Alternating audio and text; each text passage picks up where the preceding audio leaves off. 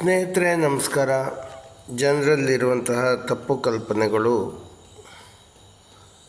ನೀಲಗಿರಿ ಮರ ಹಾಗೂ ಅಕೇಶಿಯಾ ಮರಗಳು ಹೆಚ್ಚಾಗಿ ನೀರನ್ನು ಕುಡಿಯುತ್ತದೆ ಅನ್ನುವಂತಹ ಒಂದು ನಂಬಿಕೆ ಇಟ್ಟು ಜನರು ಸಾಕಷ್ಟು ವೃಕ್ಷಗಳನ್ನು ಕಡಿತಾ ಇದ್ದಾರೆ.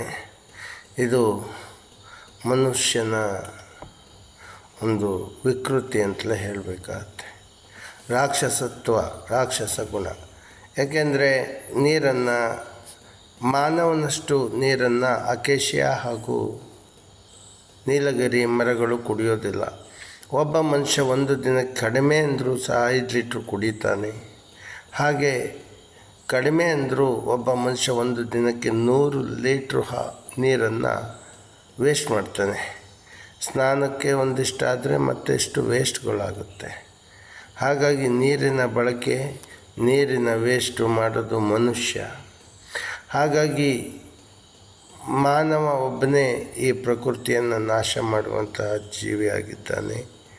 ಹಾಗಾಗಿ ಅಕೇಶಿಯಾ ಮರ ಹಾಗೂ ನೀಲಗಿರಿ ಮರಗಳನ್ನು ಕಡಿಯೋದನ್ನು ನಿಲ್ಲಿಸಬೇಕು.